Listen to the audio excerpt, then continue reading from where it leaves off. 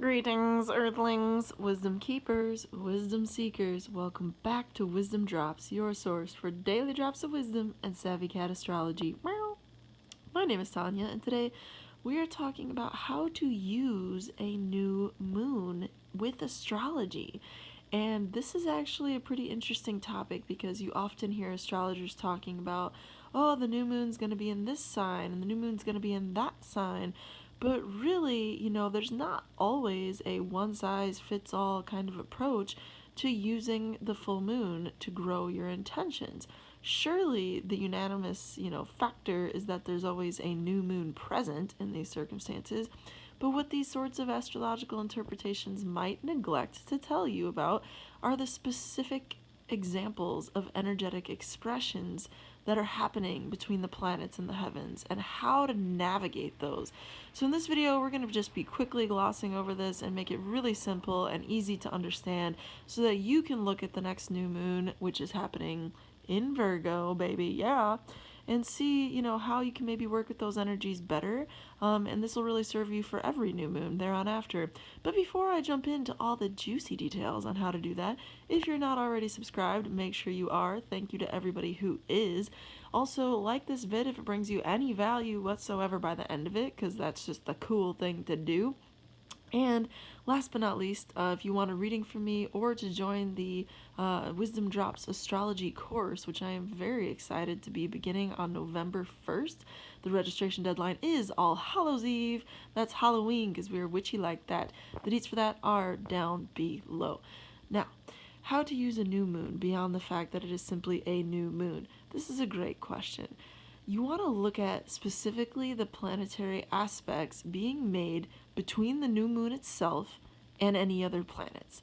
So whenever you have a new moon, that's when the sun and the moon are together on top of each other at the same degree in any given sign, right?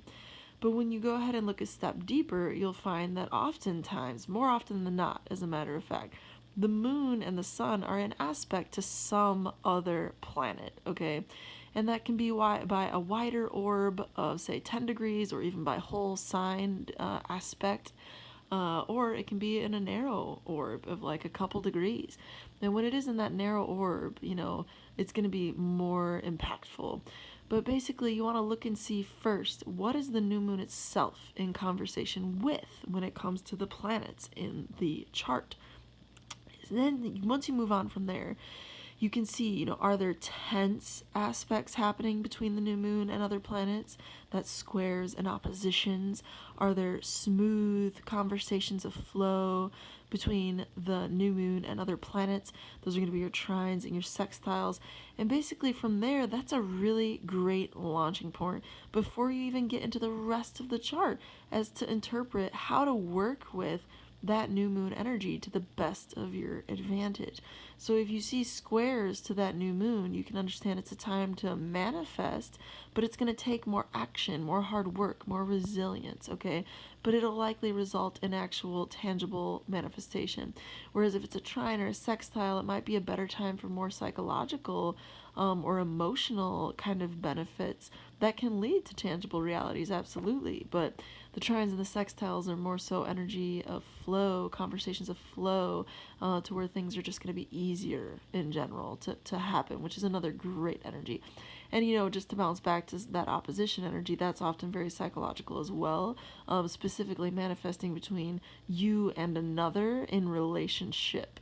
So really each aspect has its own, signifier for the type of energy that's going to be playing out. So maybe with some smoother aspects, your new moon intentions are more focused on healing and focused on just the more classical, like growing these different nice things and envisioning like really nice energy around that. Whereas if it's all tense energy or more so tense energy, you might integrate some of that in your ritual. You might integrate sitting with, so to speak, some of that energetic expression and maybe focus on transmuting that into what you do want it to evolve into as time progresses. This is all under the assumption that you're using, casting intentions along with astrology, which a lot of people who practice ancient magic do. So just worth mentioning here. So this has just been a quick overview of some of that. If you have more questions about it, I'm happy to answer. Please do put those down below. Like the video if it brought you any value. And through next time, till next time, May the stars be with you.